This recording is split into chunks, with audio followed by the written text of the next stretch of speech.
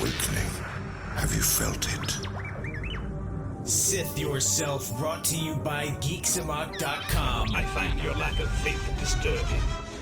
The dark side. You are part of the Rebel Alliance and a traitor. And the light. In this week's podcast, we go over The Mandalorian Season 1. We'll catch you up on when The Mandalorian takes place and what to expect from Season 2. But now, a word from the CDC.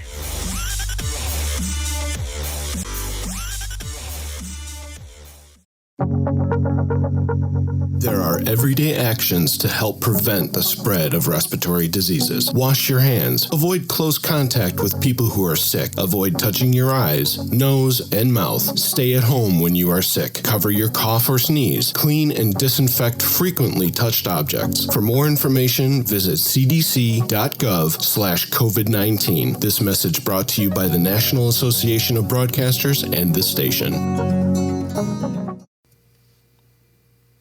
Ladies and gentlemen, welcome to the first episode of Sith Yourself. Yes, I said Sith Yourself. My name is Frank, and I will be your host this evening. Tonight, I am joined by Nathan. How's it going, guys? I'm Nathan McGinley. I'm one of the fellow team members here at Go Sith Yourself. I come from Colorado, Fort Collins, Colorado, specifically. Very nice, very nice. And then we have Corey. What's up, everybody? Go Sith Yourself. Looking forward to it. Hi, guys. How we doing?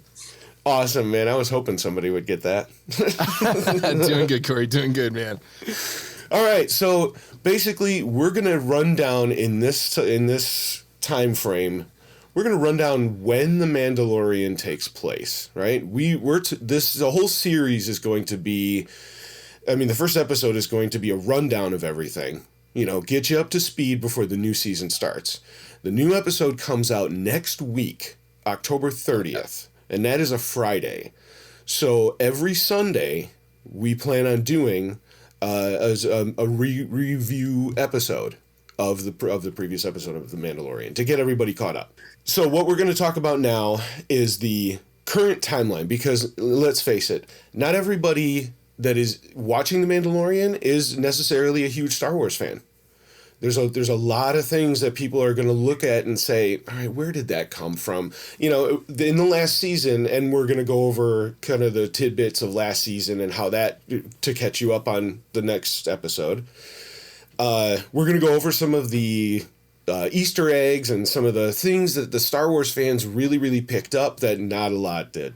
I was saying it's a new experience for a new Star Wars fan. You know how we each get that experience of it's our Star Wars. You know, some people may not realize where this takes place. Sure. Yeah, it's true. I think that's like the most common thread between everyone that I influence and have watched this show. So many of them are like, wait, so like.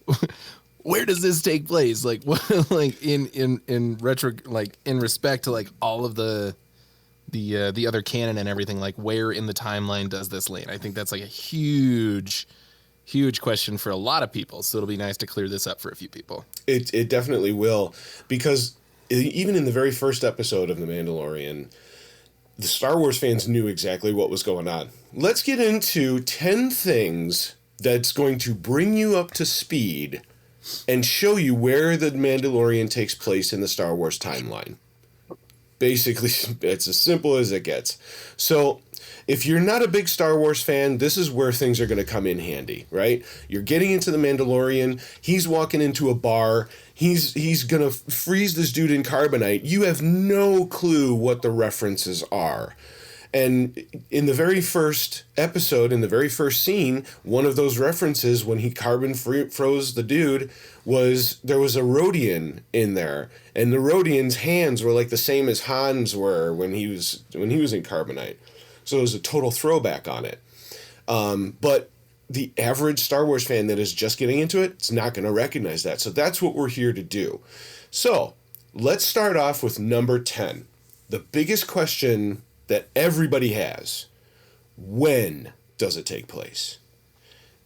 It takes place, The Mandalorian takes place 5 years after Return of the Jedi.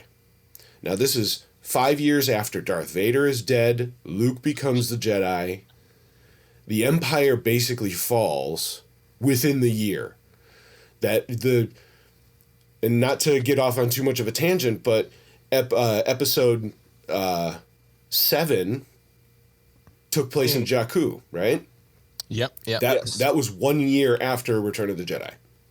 Exactly. So you can kind of like start to see all of the atmosphere, even just in like the first like few minutes of that first episode. You can kind of see everything is just in complete disarray still, even 5 years later. Mm-hmm. Like it's definitely got like a, everything goes like no laws kind of feel to it right in the beginning. Right. Now basically the reason for that is the Empire is in frickin' shatters. There are different sects of the Empire that haven't fallen, but they don't have the support of the main bulk of the Empire's forces. Planets are falling victim to like pillagers and pirates and people just taking everything because the Empire's not there to protect them.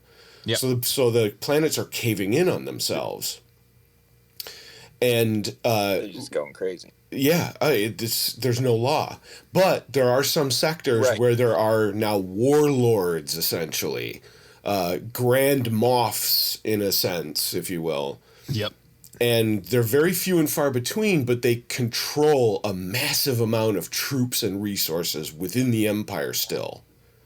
Yeah, they got their armies. Right. So, within this, the Emperor is dead. Like I said, Darth Vader's dead.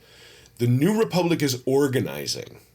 So, they're trying to get back what they lost in the fleet. The Battle of Jakku, not only did the Battle of Endor, which is Return of the Jedi, wipe out a lot of the resources of the rebels, but the last Battle of Jakku did too. So now they're trying to piece everything together, and all these little tiny settlements all over the place are just desolate, and that's where we come in. Definitely. Another big question, which if you haven't seen some of the Star Wars movies, was Han Solo alive with the Jedi? Now that's an interesting one. I don't know. See, I got these questions on the internet too. These are like the 10 biggest questions. What do you think about that, Corey? Was he alive? When with the Jedi, is that what it is? Yeah. Like, what exactly do you mean? Well, it says that what fans may not realize is that Han was actually alive during the time of the Jedi, being born around 32 BBY, before the Battle of Yavin. All right, I see what they're saying. Yep. Yeah. Was he alive when the Jedi were around? Yes.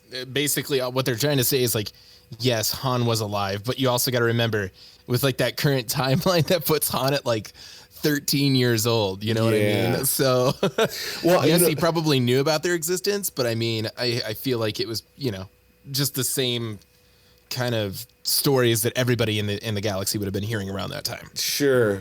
And at that time, he was already running Spice.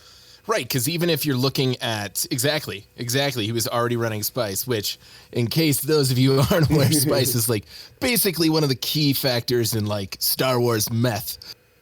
So yeah, that Spice is like, what do they call that? A highball, where it's cocaine and heroin. Yeah, it's like a Star Wars speedball all in one. Yeah, Star Wars speedball. And that's how he ran the parsec, the Kessel run in under 9 parsecs. Yep, under 12. Under 12, yeah. Excuse me. Here's all the spice. Here's all the dumb own spice. And he's like a Star Wars trucker. They brought that in Rebels too. That was the first time that they've like seen it at all. And I love Star Wars Rebels, man. It was so good. And apparently you can get high off Banta milk too. Or at least buzzed. I don't. That's always been a weird thing for me. Like, is it alcoholic? Like, I mean, death sticks are weird too. Like the way the references in which they're referenced in the movies, like they're underutilized in the movies. In the books and the canon, they're used much more. Oh yeah. Like they're used by like fleets of stormtroopers. Oh yeah. No, you can get like super ripped off of death sticks. Yeah. Because like honestly, I was trying to like figure out, is there a Star Wars equivalent for weed? And I mean, Snake. there is. It's something that we could research if we wanted to. I think never we're gonna have thought to of it. save this for another episode. Yeah.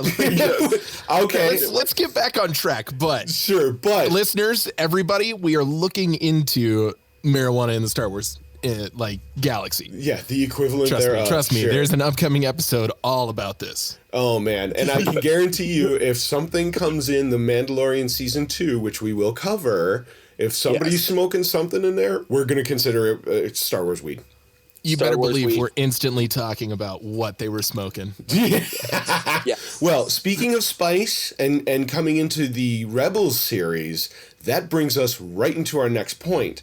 Yep. Hera and Kanan, Hera Syndulla and Kanan Jarrus met 6 years before Star Wars Rebels in 11 BBY, before the Battle of Yavin. For those that don't know, the Battle of Yavin was episode 4, the first Star Wars movie from 77. That's where that battle took place. That's where they destroyed the Death Star. That they consider the end of the Empire, because that was almost the entire Empire right there. So it was a big battle for them. And then after that, like for a couple of years, everything died down because Alderaan was destroyed. Billions of people are dead. So they kind of like separated just a little bit. But anyways, that's going on a tangent. That's fine. And we'll do that quite a bit. But they're the canon's two best new characters right now. There's a nice romance about it. They come in the books, and they lead right into Rogue One as well. There's some Easter eggs. You can see Chopper, the little R2 droid, and General Syndulla's name is in there as well. And for those who don't know, like Rogue One or like Solo, these are like separate Star Wars stories within the universe. Correct. Exactly. Yeah. It was a definite Disney attempt to kind of help fill in an uninformed audience and kind of fill in some of those blanks for some people. Yes. Who weren't as high in the nerddom spectrum as we are. Sure. And right. But no, definitely check those out if you are a Mandalorian fan. I would suggest those movies if you're a Mandalorian fan. yeah, Solo and another tangent real quick. Solo, it was all right for me. I'm a diehard Star Wars fan. Rogue One is by far the superior movie. Yo, definitely. Oh, for sure. By Definitely. far. But I'm not Beautifully poo-pooing. made and beautifully directed. Yeah, absolutely. But I'm not poo-pooing Solo. It's just not... It doesn't fit with the motif of the other movies together, the symmetry that they all have. Well said, sir. So, Exactly. but the reason why, and I just kind of thought of this, the reason why they're bringing up Hera and Kanan is, why would they be bringing it up in a Mandalorian if they're not going to be showing them in the Mandalorian? Exactly. There's been a lot of speculation as to who we're going to see in this new season. Yes, I have heard Boba Fett. Yes, I've heard Boba Fett. I've heard, what's her name playing Ahsoka Tano? Exactly. Rosario That's a Dawson. huge one. Yeah. Rosario Dawson. Oh, I Yes. just got chills. I just got nerd chills. She's so good. She's so good. Well, and Ahsoka is probably the best part of Clone Wars. I mean, like, I love that woman. Her storyline was epic as a storyline can be, really. Exactly. I mean, If you, almost like- as Anakin. And I'll do a little side tangent here on my own, but like I truly think that like Ahsoka, like she is such like a huge integral part of that part of the canon, because she kind of shows us like what Anakin like could have done, you know, had he not gone the route that he went. Yeah. And she kind of like embodies all of the better and like more pure aspects that Anakin had taught her. Yeah, It's and kind of like just a distilled version. oh man, that's a good way to put it. Really, it's like she took the good from the bad, Yep. because because she had that ability, like just like an empathetic person, to separate the two. I don't think Anakin had that ability to separate them. No. His emotions just ruled them all and made Yep. him into this one furious ball. So, but then that, speaking about the Empire falling, that's another number 7 where they bring this up, is that the Empire fell after Return of the Jedi. That's why BBY before Battle of Yavin, ABY after Battle of Yavin, just a few years after Battle of Yavin. So they're trying to set the tone. They're trying to set the time and the date for you. Mm-hmm. Exactly. Excuse me. Now, at this time, right, Anakin and Padme were apart for 10 years. So between episode 3, where she died, and The Mandalorian is 10 years. 10 years. 10 years. So that makes... It's not so much about the age. Yeah, right. It's about what happened in those 10 year. Exactly. They're trying to fill in kind of some of those gaps in the timeline that that the trilogy that shall not be named, as most of us call it. Yes. Is that dark part of our 90s past rears its ugly head. They're just trying to kind of fill in some of the blanks, because those movies truly did do a horrible job at establishing a timeline. Because you have, like, what he's trying to get at here is that Anakin and Padme were apart for 10 years after that period of time we see them spending in that trilogy. Mm-hmm. So, like, that in Star Wars years, I mean, like, that's a decent chunk of change, and that kind of helps establish this timeline a little bit better. Mm-hmm. That's right. Yeah, because the things that Darth Vader did in those 10 years, the horrifying things that he did, like, there's a reason why he was the most feared person in the galaxy. Yep. And the books and comics that are considered canon bring that out in such a way that even me reading them gives me shivers. Oh yeah. He was a horrible freaking person, man. Like, Jesus Christ. I bet. I mean, anybody who can choke you by just putting their fingers together and not even touching you, you know? Mm-hmm. That's why I got my shirt that says free throat hugs. Mm-hmm. Absolutely. So now we come to the next one. Number 5. 3 of Yoda's species at once. Now, in The Mandalorian, the child, right? We do not know where he comes from. We do not know how he got there. We know nothing about him. Except... A.K.A. Baby Yoda. A.K.A. Baby Yoda. The only thing that we know is he is 50 years old. That's it. Yep. So he could be from anywhere, but we also know... 50-year-old child. A 50-year-old child, right? Because look at Yoda. Yoda was 900 years old when he died. So their species live exactly so long. So their childlike evolution has got to be drawn out so much longer than ours. And if you look at it from like that point of view as well, we're literally witnessing what everybody's calling Baby Yoda establishing his powers at 50 years old. And that kind of like gives you a scope as to where Yoda was on that spectrum. Because that MFer at 900 years old, obviously the most powerful force wielder. I mean, the little guy lifted up that huge X-Wing all by his little arms himself. I know, right? That was one of the cutest scenes, too. Yeah. Ladies and gentlemen, if you want to get your girlfriend hooked on The Mandalorian, just show them that scene. Yeah. Like little Baby Yoda just like struggling to force move a giant beast. Oh, my God. Trust me, it will melt their hearts. Yes. His eyes. It's got to be the eyes. It's got to be, dude. Where he's trying to heal him. Oh, that too. And he keeps putting him back in the. He keeps putting him back in the egg. Yeah. Oh, yeah. Absolutely. Oh, and we're going to talk about the trailer coming up, too, because it's got a really cute scene with Baby Yoda, but we'll get to that. But the reason why we bring up the 3 Yoda species at once is because these are the only 3 species of Yoda species known to exist in the known galaxy. Nobody knows. Is that true? Even through books and comics? Canon, nobody even honestly, knows. for the longest time, too, we're told that Yoda is the only one of his species left. Mm-hmm. And then this is where my gripe with the first episode 1, 2, and 3, especially episode 3, like that final image we see right there of the other one on the Jedi Council. Like, you're talking about Yaddle, the baked Jedi? Yeah, like, he's always stoned out of his fucking mind. It's like, dude, where did you come from? Yeah, exactly.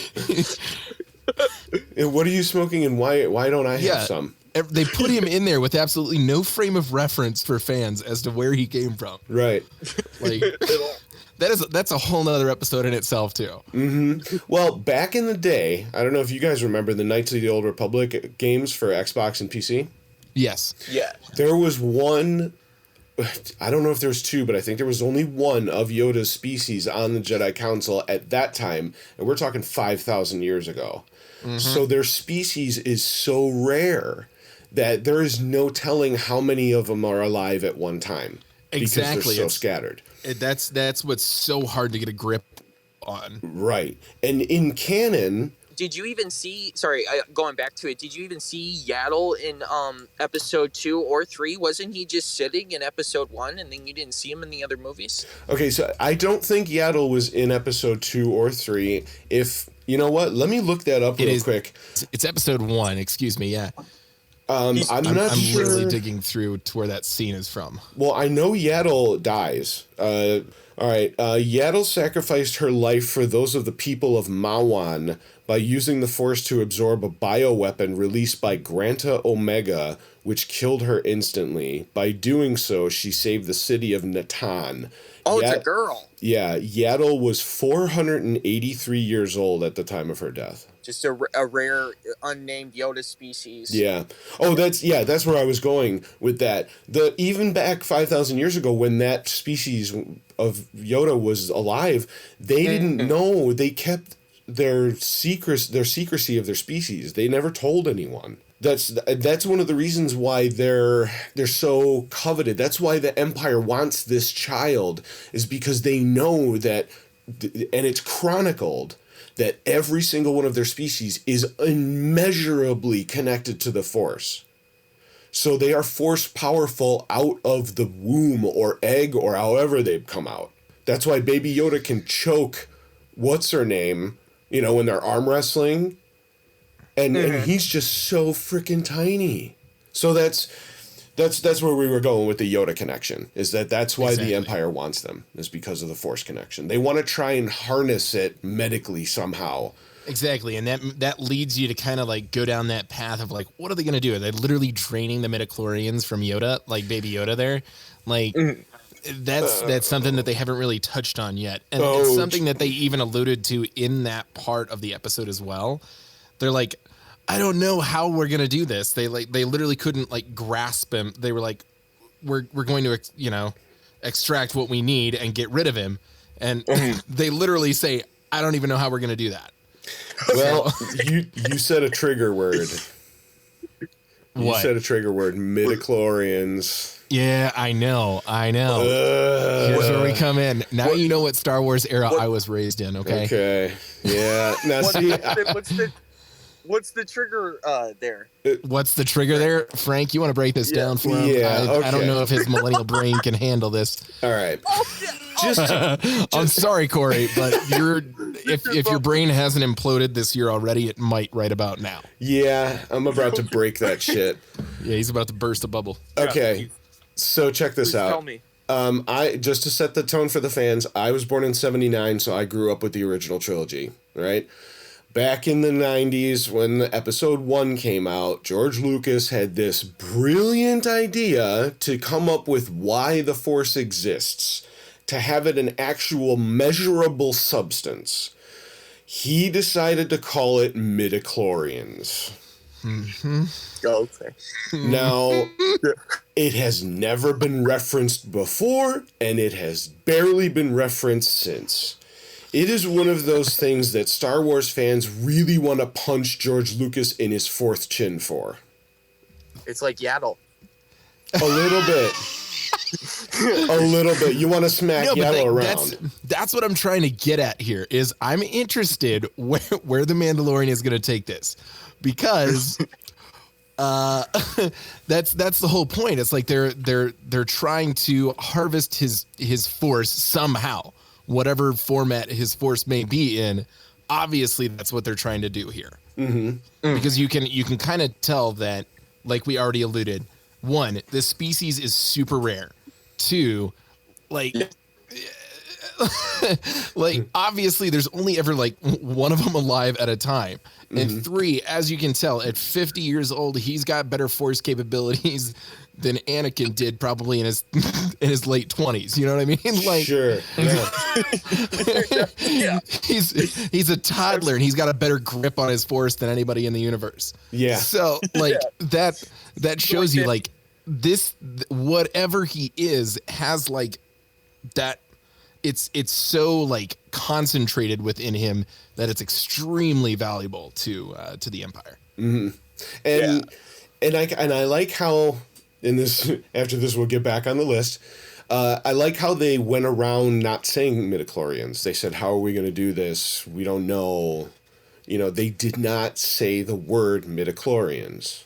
That's because, as you can kind of tell, like the whole intent of this series that I'm picking up on is it's for those of us who really have like a strong connection with that spaghetti Western, space Western vibe that the original trilogy had. Agreed. Yes, for sure. 100%. That's one of the reasons why I love it. And that's why I love that Favreau is doing this, because he's like you, Frank. He's a kid who grew up with the original trilogy. Like, you know, waited in line for hours, watched that thing probably 10 times for every episode. Practical effects. Absolutely. Exactly. That's what it's all about, guys. Like, Baby Yoda's tiny, but still the entire movie that he's practical. It's a practical effect. It is a Muppet. Yes. It is a fucking Muppet.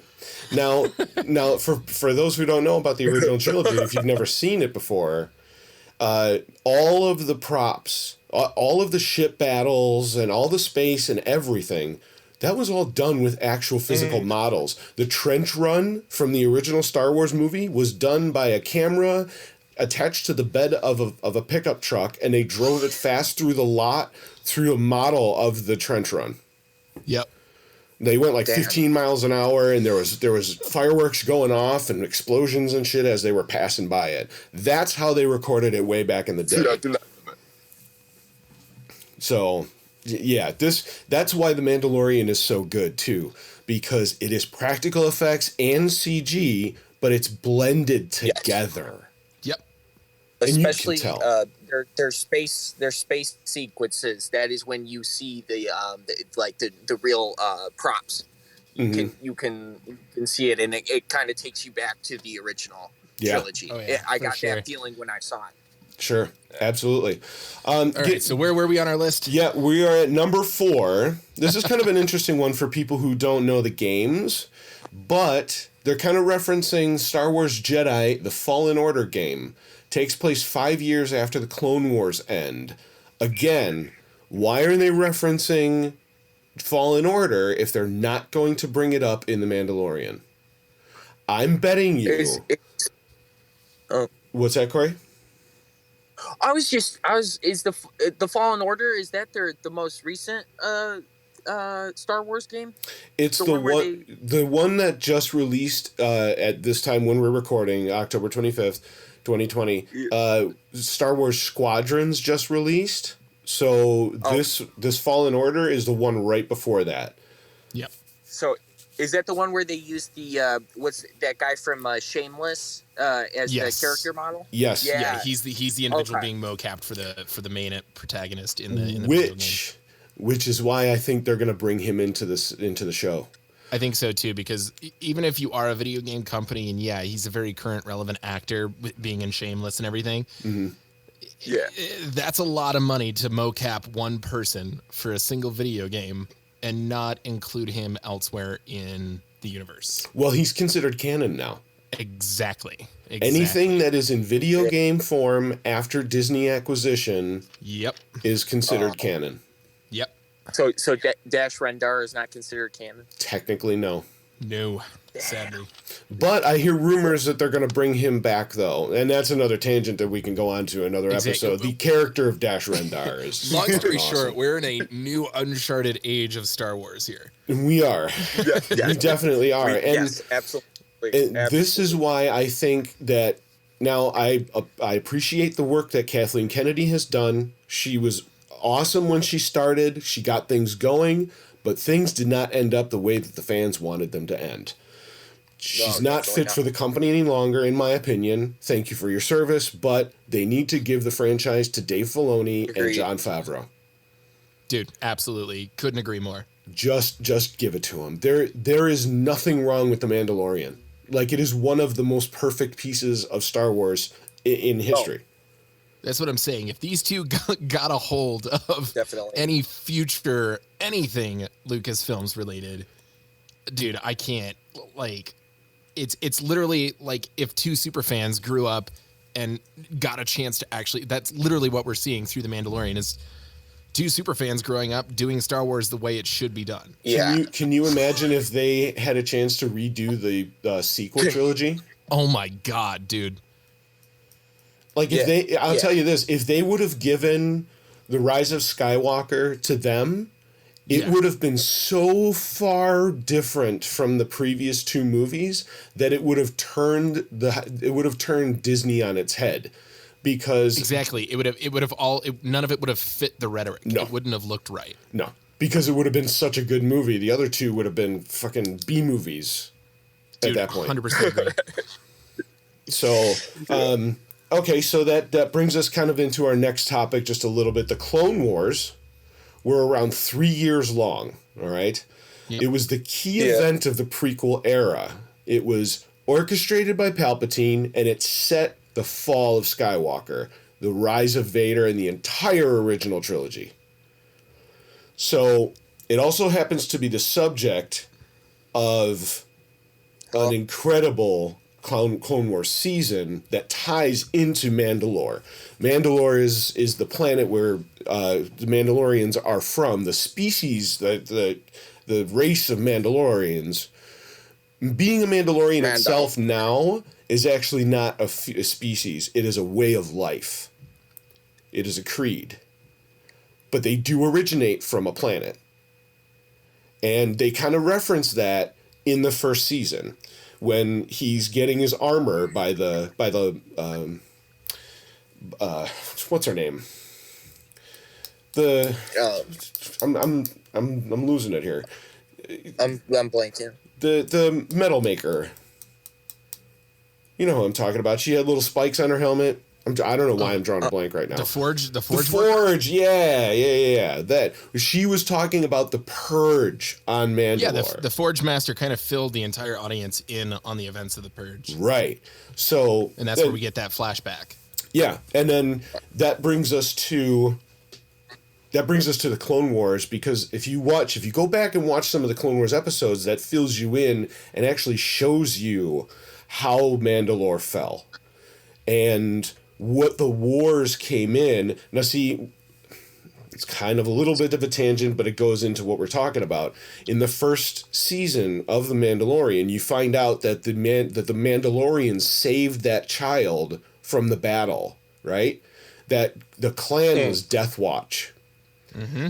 Right then and there, that was in a Clone Wars episode. Yes, it was. That very moment. So it ties right into The Mandalorian. So moving along from that, we have another bigger little topic. Chewbacca was alive during the High Republic. Don't forget, at yes, he was. Rise of Skywalker, he was what, 200 years old, 250? Yep. Yeah. So, well, technically, actually, it says here he was alive some 200 years before the Battle of Yavin. So yeah, about 250. Yeah. Maybe that's why him and Yoda have such a strong spiritual bond, is because they both experience time at the same at the same speed as one another. Yeah, I that, and they're just kindred souls too. Yeah, exactly.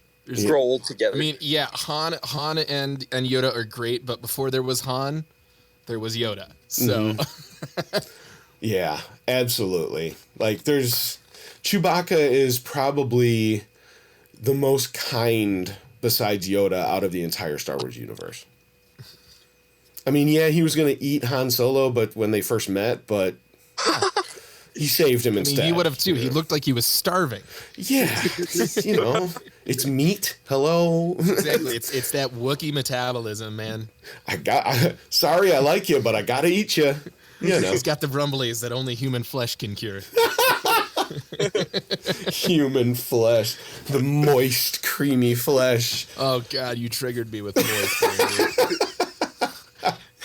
You had to. You just had to go there. I had to, dude. I was saying that at the haunted house I work at last night. I work on Saturdays, and I just kept screaming in people's ear, "Moist and creamy," and everybody was just giving shivers. So, okay, to finish up this segment here, number 1 on the list is Han and Leia. Their wedding was around 4 years after the Battle of Yavin. So I'm thinking, again, they're going to bring Han into this. Because Han's still alive. This is all during just a little while after Battle of Yavin. Or after the Battle of Yavin. Just after the Return of the Jedi. Han is out there in his cargo ship, because at this point I think he lost the Millennium Falcon. Yeah. Okay. So, and Leia is alive too. So we've got 2 separate storylines going on there. There has got to be a connection with one or the other, in my opinion. Why I don't see why they would be, because I thought Han split after the Battle of Jakku. I could be wrong. I don't really understand why they're referencing him in this frame. You know what I mean? Like, I think they're literally just using this as an instance to once again kind of just cement and solidify that timeline. Man, I would like it if they actually did bring him in there, though. You want them to bring like known character, like more known characters into the Mandalorian? Only for just a teeny little bit.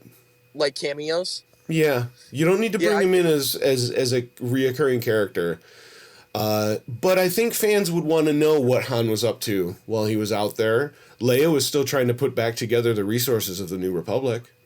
It's true. So there could be connections. Also with that, what was the name of that covert operation that Harrison Dula took place in the Rebels series? Spectre? I think it is Spectre.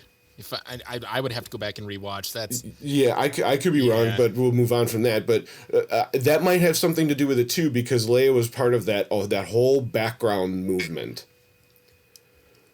Yeah. So they could be trying to put back together the Republic, try to get assets around those big governors and warlords and stuff. There could be a whole bunch, but. Oh, definitely. Yeah. That was the one thing that I was trying to because now that you mentioned it, like just bringing more known characters into Star Wars, I was thinking like maybe it would be better if they like kind of stayed away from that in the Mandalorian, you know, because it is its own story and it is super good. But yes, I see also being the fan, you do want to know how it is canon into the timeline. So I do understand that. And all the references lead back to it too. So, I mean, I get it. I'm just saying like, you know, original character, I think original characters for the Mandalorian are, I don't know. I prefer to go that way. Exactly. No, I agree. And I think that's kind of what they're doing by putting characters like Ahsoka in here now. In the second season, I think what that's going to help like the crowd and the audience do is it's going to give that canon section of nerds that are watching The Mandalorian, which is 99.9% of the viewers for The Mandalorian, honestly, if we're being real here. Sure. I can see that, yeah. and their girlfriends. Sorry, girlfriends. This is our life. We've been bred for this purpose, much like the clones. Nice reference. Bred like the I clones. know. I Nice. try. What was I? Wait, what tangent was I on? So I think I need to know. showing Ahsoka as having her come up in the show. Yeah, for the I think that's what character. they're doing is they're giving canon nerds they're giving us like an anchor or a rock to kind of hold on to. Okay, To kind okay. of help solidify that aspect of the Mandalorian series. Like, I can see that yes, kind of it's a bridging the separate gap story. and connecting the two, so you have a more fluent storyline. Yep, exactly. I can see that, and I can also see where you're coming from too, Corey. Having the Mandalorian focus on itself and its own storylines instead of bringing an already established character to try and force another well-known storyline into something where it really doesn't belong. Right, and I get it. I mean, they're gonna put Boba Fett in season 2, but they said that his appearances are gonna be limited. Which is okay. I'm totally fine with that, because use them sparingly, because I don't want to see, I mean, who knows, we might see Lando at some point, but I don't want to. That would be cool. It would be, but I just don't want to see all of the characters in every single episode, though. No, Yeah, I you're understand. gonna pull sparingly. spotlight away. Yeah, exactly. So if they use them extremely sparingly and at key points in the story, they got to use them at the right point. Yep. Yes. Because if they don't, they're going to squander that. So, but let's get on to the next topic, the next segment that we're going to talk about. So we are going to get you up to date with the Mandalorian Season 1 recap. Okay, this is where we left off with Baby Yoda, and Mando returns to his buds, right? So, first off, the Mandalorian himself. We saw his name is Din Djarin, if you didn't know. He actually took off his helmet for IG-55, was it? Yes. I believe that was his designation number. I could be wrong. If I'm wrong, I apologize. He's reuniting with Baby Yoda after taking him from Grand Moff Gideon, or Moff Gideon, with that awesome Outlander TIE fighter. Dude, I know. What's the name of it? It's called an Outrider or Outlander. I think it comes up later on in this list, but so we'll go over that. Nice. So, but yeah, just to keep up with like where the season ended, it ended on a good note. Okay, the Mando was able to snag Baby Yoda from Moff Gideon, and Moff Gideon crashed his TIE fighter because Mando put a little explosive on it, and he cut his way out with the Darksaber. Oh man. Oh, yeah. Are we gonna jump down this rabbit hole now? I think we should make an agreement to kind of be brief on this subject. I think so, because, in fact, I know, actually we should. I only want to be brief on it because I know for 100% fact that saber is going to come up and have a big part of the entire season. That saber is going to be the focal point of this next season. Yes, there is a reason being, is because it is the very first lightsaber from the very first Mandalorian Jedi, and it was crafted by him, and I can't remember what the origin of his saber crystal is from. Wait, Or was it- Mandalorian There's a Jedi? connection here. Yeah. Yes. Yes. Mm-hmm. Oh yeah. What? Oh yeah. We have a lot to teach you, young Padawan. Yeah, Yes, that's for a please whole do. episode, Like, man. I love Star Wars, but yes. If you watch a couple of the last episodes of the Clone Wars, and Okay. even Rebels, the last couple episodes in Rebels, they go over kind of where the saber came from. They have a little animation of how it came to be and the Jedi that created it and stuff like that. It's just Yeah, I need there's to watch so that show. much to get into in this podcast. Because we don't have enough time. But yeah, if anybody out there, reference the last couple episodes of Clone Wars and Rebels, and there's a good explanation of the Darksaber in there. Yeah. Dark And saber. obviously we can do if there's a need for it. obviously I'm not sure where we're going to be streaming this yet, but as there's a need for it and as that need comes up, like obviously comment and let us know if there's like any episodes you would want to hear, like just like a whole dedicated side, all of the tangents that we're going off on, if you will. Oh yeah. If there's anything that kind of piques your interest, obviously we would be more than happy to just kind of do like a spotlight episode aside from our regular scheduled broadcast. 100%. And I plan on this being a weekly podcast because we want to cover every episode of The Mandalorian. Exactly. Season 2. We may be starting off with a new season of Mandalorian, but that is not where this show ends, baby. No way. Yes. Dude, We're in it there's for the so long much haul, ladies and content gentlemen. coming. It's insane, man. Like the new game is out, the games are coming out, new TV shows are being planned, even through the pandemic. So yeah, this content basically writes itself. Exactly. Oh, It's only going to absolutely. get better from here. Yes. And the more we do the podcast, It's only the beginning. it's only the beginning. The more comfortable we're going to get, and the more you'll be able to see our bodies. You know, that's because Right. you want to do that. Yeah. I'm just kidding. No, you want to see my boobies. Everybody does. Hey, man, these Audacious C Cups don't come for free, okay? You got to pay to play, baby. So, do you think Din Djarin has nice pecs? The question in every girlfriend's burning mind. That's great. God. That's great. We Garment. see what's going on under the helmet, but what about the rest of it? What's going on under that codpiece there, Din? Yeah, exactly.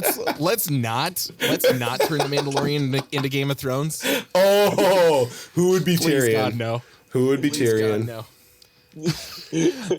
I mean, Baby Yoda kind of has a lot of like silent spunk. Like you can't really, you can see the gears turning, but he has no way to verbally express what's going through his head yet. Yeah, but It's kind of like, is he crapping his little Baby Yoda diaper or is he angry? So that means there's he's a lot of those scenes. he's a good version of the Mountain. Yes, there we go. Okay. Yeah.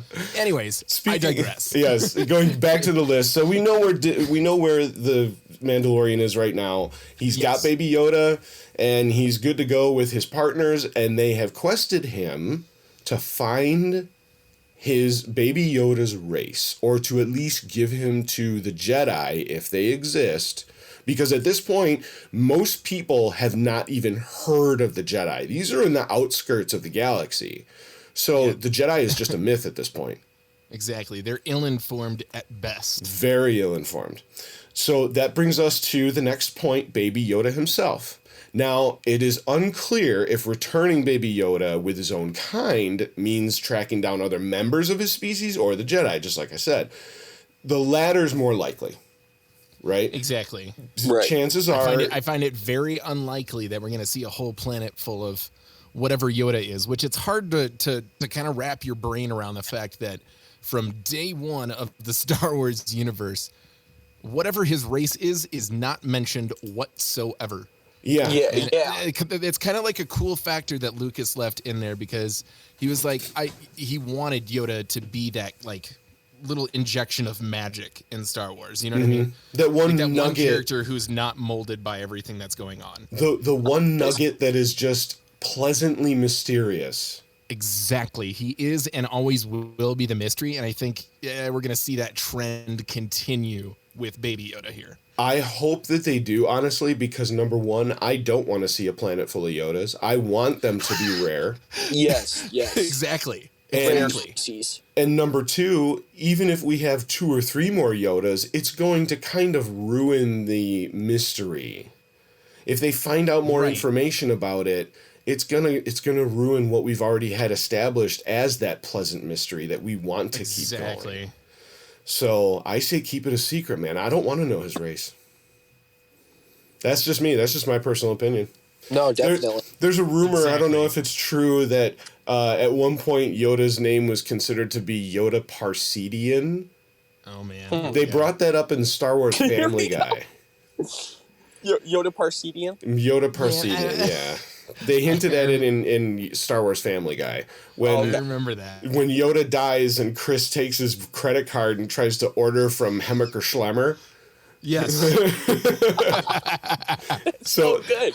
folks out there, if you haven't seen Star Wars Family Guy, just what are you waiting for? And what's Star wrong Wars with you? Family Guy is just as true to the canon as anything else in the Star Wars universe. And they blatantly say that. Yes. They hint at it everywhere. Star Wars Family Guy is canon. Yes, all right. it is canon. Just accept it. Okay. Yes. So we got Baby Yoda established. Now we know he's 50 years old.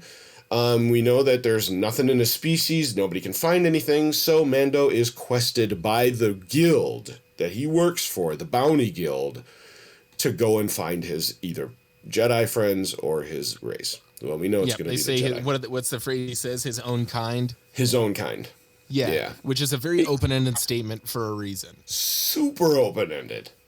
I think we might even see a little satirical nod to that, as maybe the Mando has one thing in mind and everybody else has another in mind, and I think those two narratives are going to clash once the realization sets in what his plans are. Mm-hmm. What were you going to say, Corey? Is the guild the creepy guy who had the stormtroopers in his hut? All right, so I think the person that you're mentioning is referred to as the client.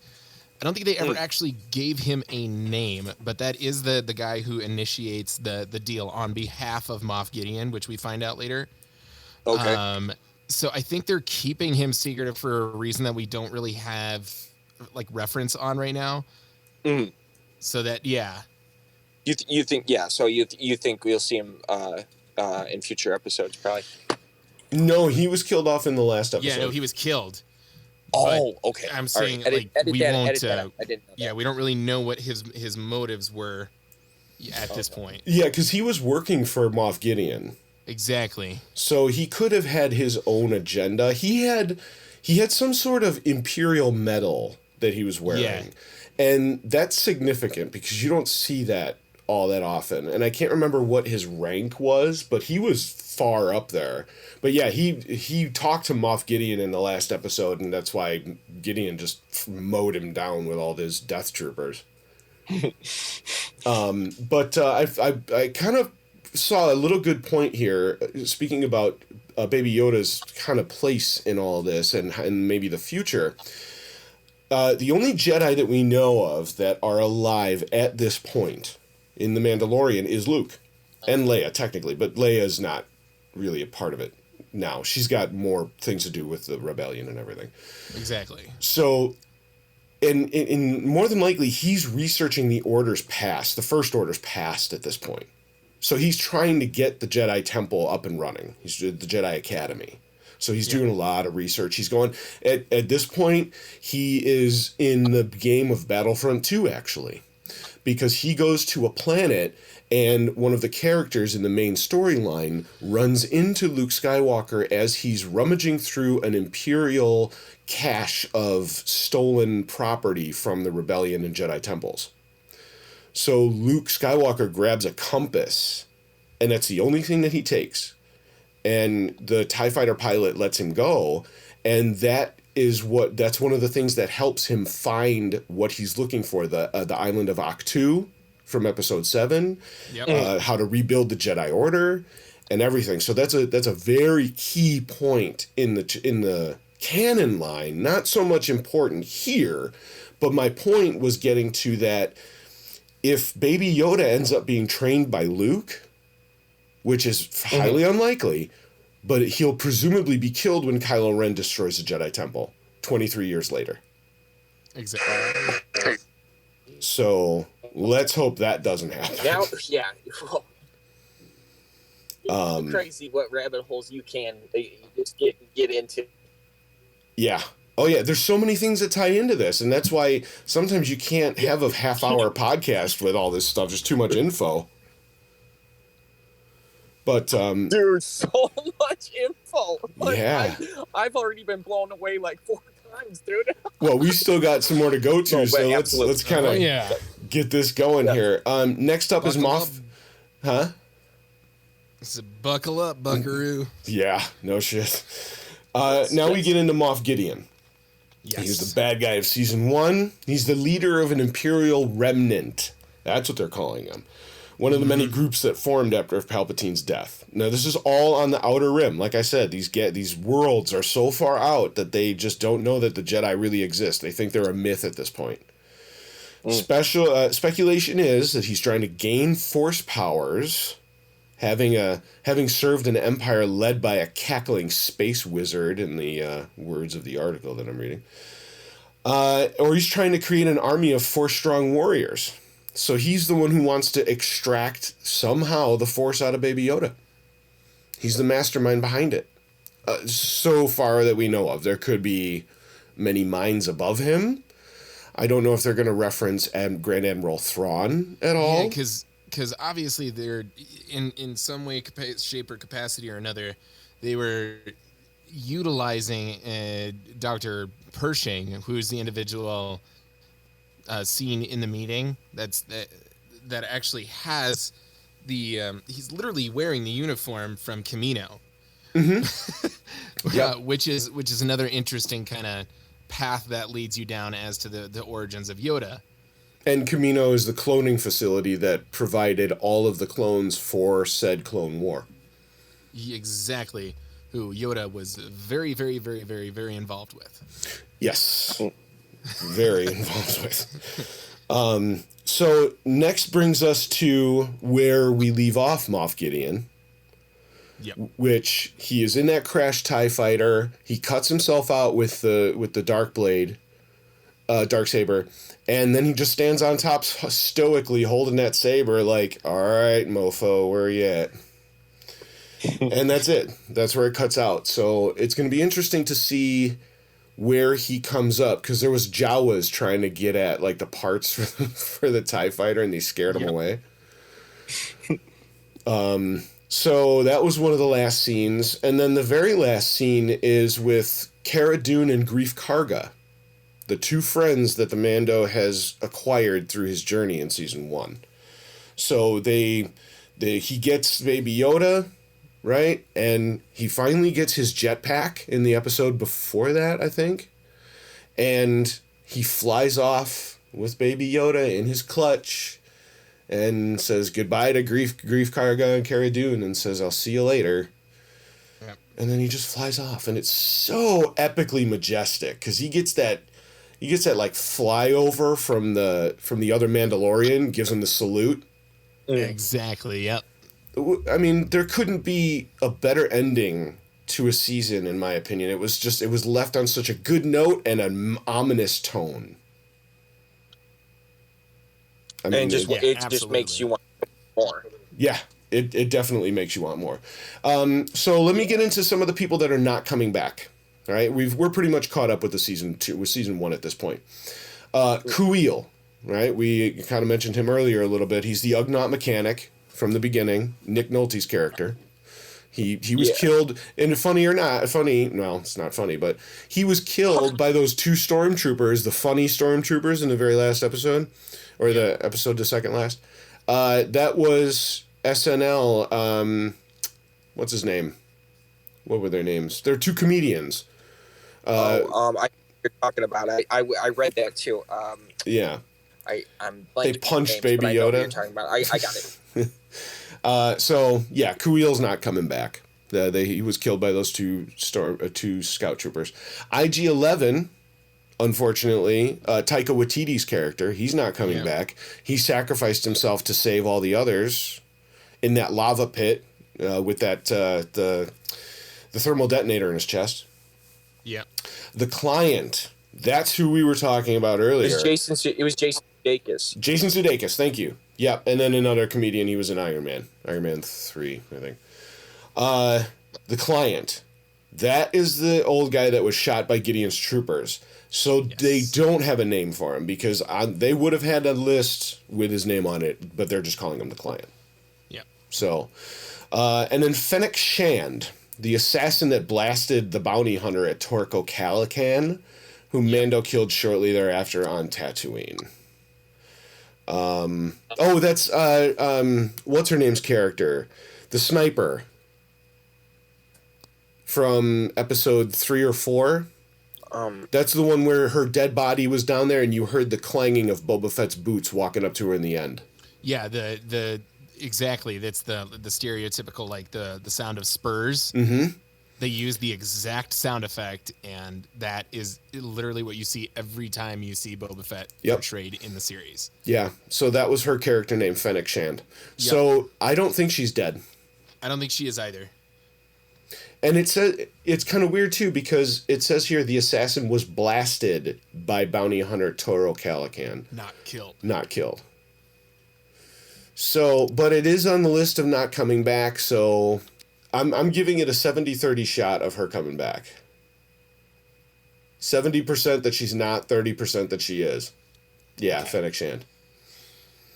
If they just left it too open-ended, why would they leave her dead body? Why would she be dead if Boba Fett was walking up to her? Yeah, I don't know why they did it like that. Maybe it's just that she's not coming back this season, and that they do have a plan for her later on in the series. It could be possible. Could be totally possible. All right, well, let's finish up. I know this podcast has been going on long enough. And on that note, I think this is a perfect time to segue to an exit. Wouldn't you guys agree? I would definitely agree, man. I've got dinner calling my name. Yes, sir. Okay, so here's what's going to happen. Every Sunday, Jeebus willing, we're going to have an episode because the Mandalorian comes out on every Friday. So we will have at least another day to kind of soak up what's been shown, get some Easter eggs going. And starting next week, we're going to cover episode 1 of the season 2 of The Mandalorian. So for Sith Yourself, my name is Frank. I'm Nathan McGinley. Did we lose Corey? I think we may have lost Corey again. We lost Corey, I think. Okay, unfortunately. But that was Corey. He was joining us. Next week, he will not have any connection issues. So, yeah. But we'll anyways. Get it all hammered out. Yeah, we'll get everything. It's just the first episode. It's going to get better, baby. It's going to get better. Exactly, yeah. We'll think about it in Yoda years. Yeah, oh, yeah. Oh, it's we're one day old, but as podcast years go. And I can choke any part of your body. Yeah. All right, folks. We'll see you next time. We'll see you next week on Sith Yourself. Thanks for listening. Have a great night, guys.